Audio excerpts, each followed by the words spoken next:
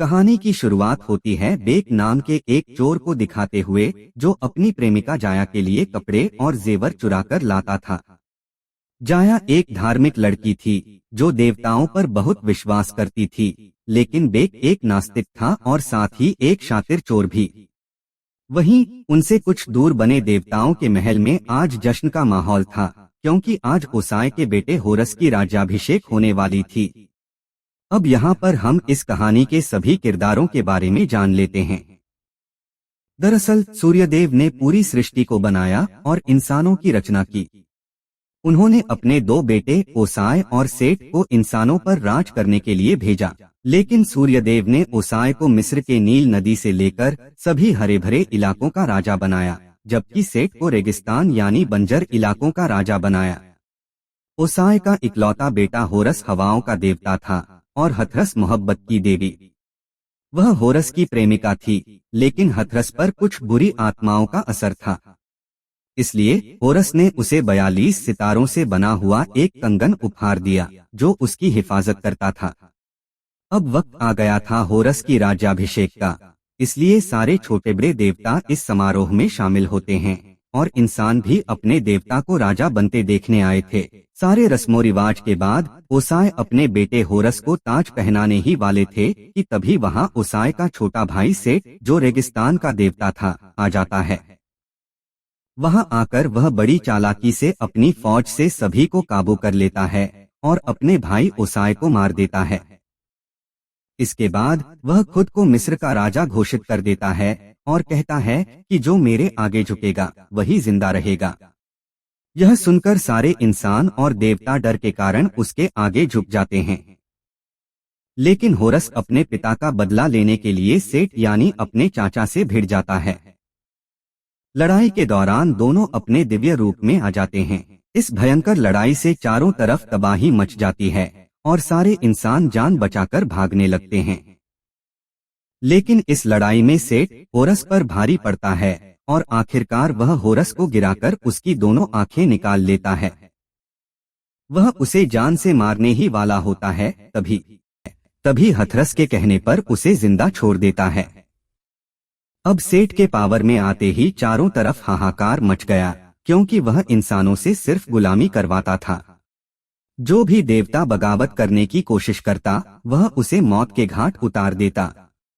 उसने पुनर्जन्म को लेकर नए कानून बनाए कि अगर किसी इंसान के पास मरते वक्त काफी सारा सोना होगा, तभी उसका पुनर्जन्म हो पाएगा। अब इन्हीं गुलामों में जाया भी थी, जो उश नाम के एक डिजाइनर की गुलाम थी। उश सेठ के लिए काम करता था और उसकी मीनारे, महल और बहुत सारी चीजें डिजाइन करता था। लेकिन बेक यहाँ भी जाया से मिलने आता था। ऐसे ही एक दिन जाया उससे कहती है कि तुम्हें हमारे असली देवता यानी होरस की मदद करनी होगी, क्योंकि सिर्फ होरस ही हमें सेठ के जुल्मों से बचा सकता है। वह बेक को एक तिजोरी का नक्शा देती है और बताती है कि वहां होरस की आंखें रखी हैं। बेक को उन्हें चुराकर होरस को लौटाना होगा, लेकिन तिजोरी में बहुत से खतरे होंगे जिनसे उसे बहादुरी से बचना होगा। इसके बाद किसी तरह बेक उस तिजोरी में पहुंच जाता है, लेकिन असली खतरा तो अब शुरू हुआ था। उसे 3 पुलों को पार करना था और हर पुल में एक अलग जाल बिछा हुआ था। लेकिन बेक अपनी जान की बाजी लगाकर तीनों पुल पार कर लेता है और होरस की एक आंख हासिल कर लेता है। इसी दौरान वह एक जगह हजारों बिच्छुओं के बीच में फंस जाता है, लेकिन तभी होरस की आंख से तेज रोशनी निकलती है और उसकी जान बच जाती है। इसके बाद वह आंख लेकर जाया के पास पहुंचता है, लेकिन तब तक उनकी पूरी योजना उश समझ जाता है और वह उन्हें पकड़कर मौत की सजा सुना देता है। वे उन्हें पकड़कर ले ही जा रहे होते हैं कि तभी बेक होरस की वह आंख निकालता है और उसकी तेज रोशनी से सबको चकमा देकर वहां से निकल जाता है। लेकिन उर्श के सिपाही उनका पीछा करने लगते हैं और तीरों की बौछार करते हैं। तभी एक तीर जाया को लग जाता है और वह वहीं पर मर जाती है। अब बेक होरस के मकबरे में पहुंचता है और उसे उसकी आंख वापस दिलाने की शर्त रखता है। वह कहता है कि अगर तुम्हें अपनी आंख चाहिए तो तुम्हें जाया को वापस जिंदा करना होगा। लेकिन होरस यह शर्त मानने से इनकार कर देता है, जिससे दोनों के बीच लड़ाई शुरू हो जाती है। हालांकि अंत में होरस मजबूर होकर बेक की शर्त मान लेता है।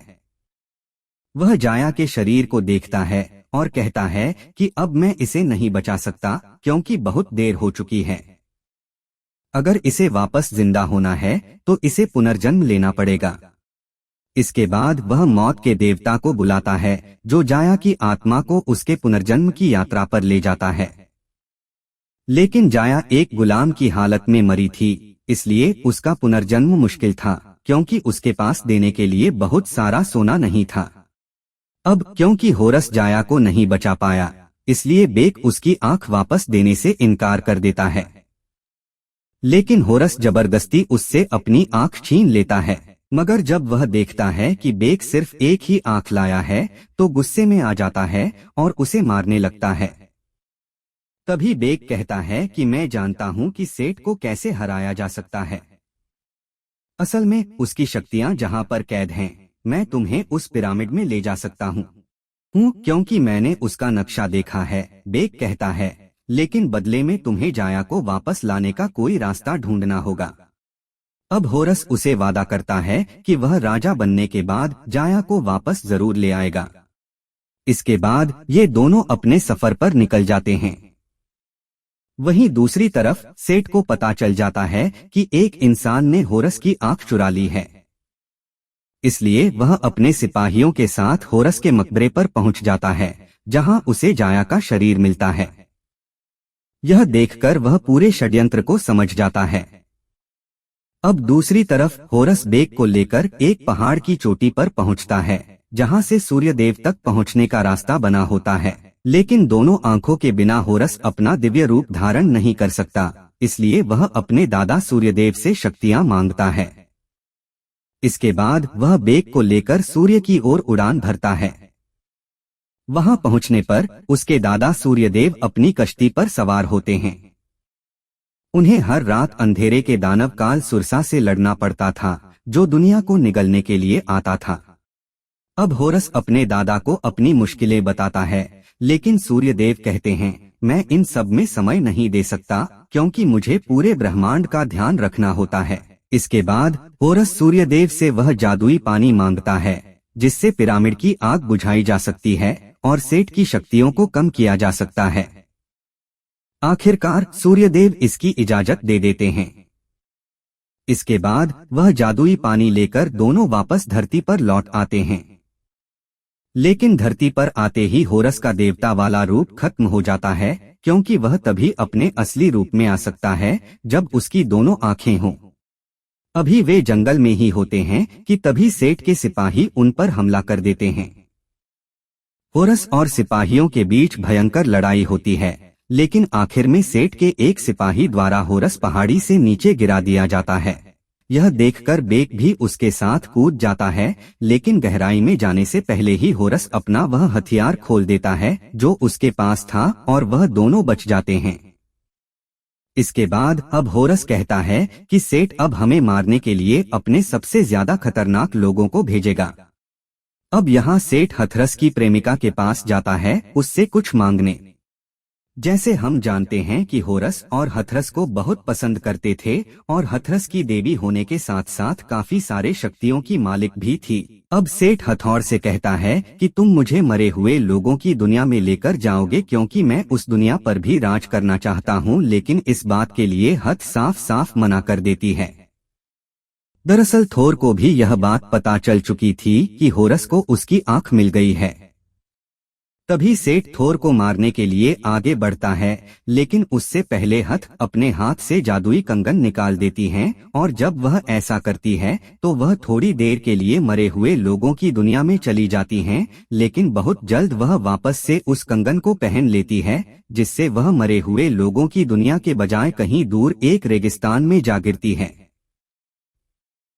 अब वहीं हम देखते हैं कि होरस और बेक एक काफी पुराने मंदिर पर हैं, लेकिन तभी वहां पर सेठ की भेजी गई दोनों खतरनाक औरतें बड़े बड़े सांप लेकर वहां पर आती हैं, जिन सांपों के मुंह से आग निकल रही होती है और यह सांप होरस और बेक पर हमला कर देते हैं। लेकिन यह दोनों उनसे बचते हुए छिप रहे थे। पर तभी वहां पर मोहब्बत की देवी हथौड़ा जाती है, जो अपने पावर का इस्तेमाल करके उन सांपों जैसे मॉन्स्टर्स को खत्म कर देती है। इसके बाद यह लोग वहां पर जाते हैं जहां पर होरस की दूसरी आंख है, और वह जगह है एक पिरामिड। अब बेक कहता है कि मैं इस जगह के बारे में जानता हूँ और मैं इसके अंदर जा सकता हूँ, पर थोर कहती हैं कि अंदर जाना इतना भी आसान नहीं है, क्योंकि जब तुम अंदर जाओगे तो वहाँ पर तुम्हारे सामने एक बहुत बड़ा रेतीला दानव आएगा, जो तुमसे एक पहेली पूछेगा, और अगर तुमने उस पहेली का सही जवाब नहीं दिया तो वह दानव तुम्हें मार डालेगा। यह बात सुनकर होरस अब निर्णय लेता है कि वो गॉड ऑफ इंटेलिजेंस यानी ज्ञान के देवता के पास जाएंगे, क्योंकि उसके पास सबसे ज्यादा अकल है और वह सबसे ज्यादा समझदार है। इसके बाद यह लोग गॉड ऑफ इंटेलिजेंस के पास जाते हैं और उसे सारी बातें बताते हैं, इसलिए वह उनका साथ देने के लिए तैयार हो जाता है और वे सफर पर निकल पड़ते हैं। लेकिन रास्ते में थोर को होरस और बेक की डील के बारे में पता चलता है। उसे मालूम होता है कि होरस ने बेक से वादा किया है कि वह उसकी प्रेमिका की आत्मा वापस ला देगा, लेकिन यह होरस के लिए असंभव है। यह बात थोर को बहुत बुरी लगती है, क्योंकि होरस सिर्फ अपनी आंख वापस पाने के लिए बेक का इस्तेमाल कर रहा है, जो कि एक देवता के लिए अनुचित है। इसके बाद थोर बेक से पूछती है कि क्या वह अपनी प्रेमिका से बात करना चाहता है। थोर के पास एक विशेष कंगन था जो मृत आत्माओं की दुनिया से संपर्क करवाने में सक्षम था। हाथुर उस कंगन का उपयोग करती है, जिससे बेक अपनी प्रेमिका से बात कर पाता है। बेक जाया से कहता है, तुम चिंता मत करो, मैं तुम्हें बहुत जल्द वहां से निकाल लूंगा, क्योंकि हमारे गॉड होरस हमारी मदद कर रहे हैं। इसके बाद वे सभी पिरामिड के पास पहुंचते हैं, लेकिन अंदर जाने का कोई रास्ता नजर नहीं आता। तभी बेक कहता है कि उसे मालूम है कि प्रवेश द्वार कहाँ है और वह कैसे खुलेगा। उसे पता था कि पिरामिड के अंदर एक विशाल वेल कुआं है, जो घूमने पर दरवाजे को खोल सकता है। बेक दो विशाल पत्थरों के बीच से अंदर घुसता है और काफी मशक्कत के बाद किसी तरह वेल तक पहुंच जाता है। जैसे ही वह वेल को घुमाता है, एक गुप्त दरवाजा खुल जाता है। सभी अंदर प्रवेश कर जाते हैं, लेकिन जैसे ही वे आगे बढ़ते हैं कि तभी उनके सामने एक विशाल रेतीला दानव प्रकट हो जाता है। दानव उन्हें आगे बढ़ने से रोकता है और एक पहेली पूछता है। पहेली थी, मैं नहीं था पर हमेशा रहूंगा। किसी ने मुझे नहीं देखा और ना देखेगा, लेकिन हर जिंदा और सांस लेने वाले को मुझ पर भरोसा है। बताओ मैं कौन हूँ? गॉड ऑफ इंटेलिजेंस काफी सोचने के बाद जवाब देता है, इसका उत्तर है आने वाला कल। जवाब सही होते ही रेतीला दानव गायब हो जाता है और उन्हें आगे बढ़ने की अनुमति मिल जाती है। अब होरस उस जादुई पानी को निकालकर आग में डालने ही वाला होता है कि अचानक वे एक ट्रैप में फंस जाते हैं। तभी वहां सेठ प्रकट होता है। यहीं पर उन्हें पता चलता है कि यह सब कुछ सेठ की चाल थी। सेठ आते ही गॉड ऑफ इंटेलिजेंस का दिमाग निकाल लेता है और कहता है, बहुत शुक्रिया, मुझे इसकी बहुत जरूरत थी। इसी बीच बेक मौका देखकर जादुई पानी को उठाकर आग में डालने ही वाला होता है कि सेठ उसे रोकता है। वह बेक को एक नेकलेस दिखाकर कहता है, क्या यह तुम्हारी प्रेमिका जाया का नहीं है? इसके बाद सेठ उसे भड़काने की कोशिश करता है और कहता है, होरस ने तुम्हारा इस्तेमाल किया है। मरे हुए लोगों को कोई भी जिंदा नहीं कर सकता।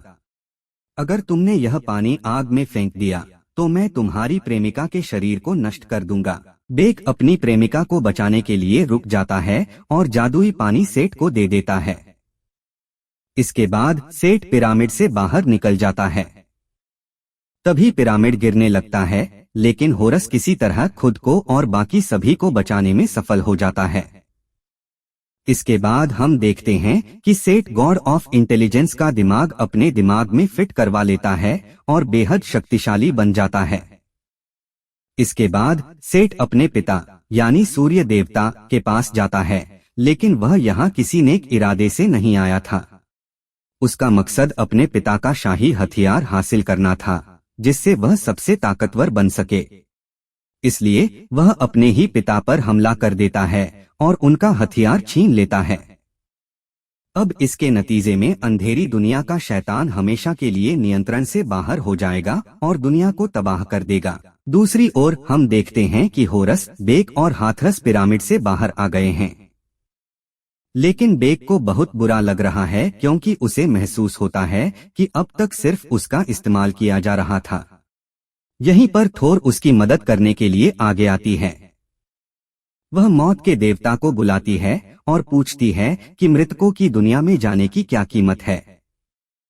मौत का देवता जवाब देता है कि वहां जाने की कीमत बहुत भारी है। यह सुनकर थोर अपना 42 सितारों वाला जादुई कंगन दिखाती है और कहती है, क्या इससे भी बड़ी कोई कीमत हो सकती है? लेकिन क्योंकि यह कंगन उतारने पर थोर खुद मुर्दों की दुनिया में चली जाएगी, होरस उसे ऐसा करने से रोकने की कोशिश करता है, मगर थोर फिर भी कंगन निकाल देती है और मृतकों की दुनिया में चली जाती है। अब क्योंकि बेक को यह कंगन मिल चुका था, वह भी अपनी प्रेमिका जाया से मिलने के लिए मुर्दों की दुनिया में चला जाता है। वहां जाया की आत्मा अंतिम दरवाजे तक पहुंच चुकी थी, जहां उसके लिए एक बड़ा इम्तिहान था। उसे दुनिया में वापस जाने के लिए बहुत सारा सोना देना था। उसी समय बेक वहां आकर जादुई कंगन उसे दे देता है।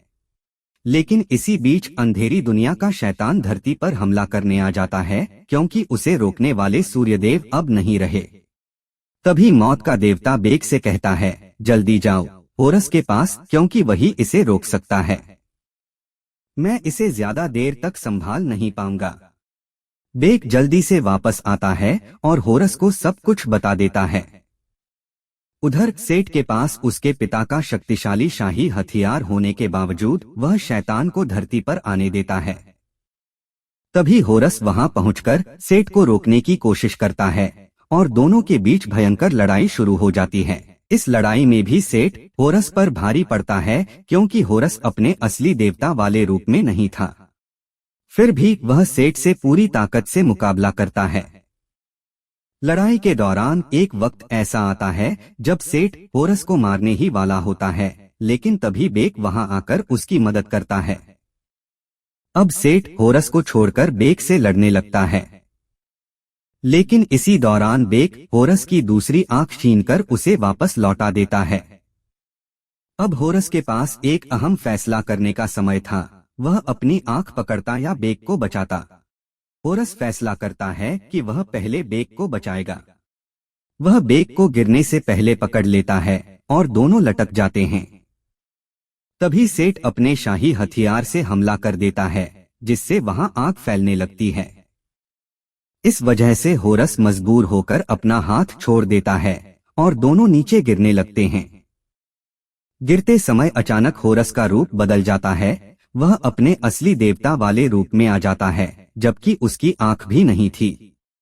तभी उसे एहसास होता है कि उसकी असली ताकत सिर्फ उसकी आंखों में नहीं, बल्कि उसमें थी कि वह अपनी खुदगर्जी छोड़कर एक अच्छा देवता बने और दूसरों की मदद करे।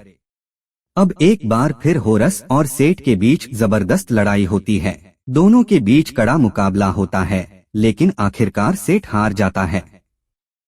जब होरस उसे मारने वाला होता है, तब सेठ कहता है, मुझे एक और मौका दो, मुझे जिंदा छोड़ दो, मैंने भी तो तुम्हें जिंदा छोड़ दिया था। लेकिन होरस जवाब देता है, मैं तुम्हारी तरह मूर्ख नहीं हूँ। जो गलती तुमने की मैं वह कभी नहीं करूँगा। यह कहकर वह सेठ को मार देता है। उधर अंधेरी दुनिया का शैतान जादुई पानी की ओर बढ़ रहा होता है। तभी होरस अपने दादा सूर्यदेव के पास जाता है और उन्हें उनका हथियार लौटा देता है। सूर्यदेव उसी हथियार का इस्तेमाल करके अंधेरी दुनिया के शैतान को वापस उसकी दुनिया में भेज देते हैं। अब इसी दौरान हम देखते हैं कि बेक की मौत हो चुकी है। होरस को अपनी शक्तियां वापस मिलने के बाद भी किसी को जिंदा करने की ताकत नहीं होती। इसलिए वह बेक को उठाकर उसी मकबरे में रख देता है जहां पहले जाया यानी उसकी प्रेमिका को रखा गया था। तभी वहां सूर्यदेव आ जाते हैं और होरस से कहते हैं, मेरे पोते बताओ तुम्हें क्या चाहिए, तुम जो भी मांगोगे वही मिलेगा। लेकिन होरस जवाब देता है, मुझे कुछ नहीं चाहिए, बस वही जो मैं खुद नहीं दे सकता। यह सुनकर सूर्यदेव अपनी शक्तियों से बेक और जाया दोनों को फिर से जिंदा कर देते हैं। इसके बाद हम देखते हैं कि होरस पूरे मिस्र का सबसे अच्छा राजा और एक शक्तिशाली देवता बन जाता है। वह एक नया कानून बनाता है कि अब मरने के बाद पुनर्जन्म दौलत से नहीं बल्कि अच्छे कर्मों से मिलेगा। इस दुनिया में किसी की अहमियत उसकी दया, अच्छाई और इंसानियत से तय होगी, न कि उसके पास कितना सोना चांदी या दौलत है।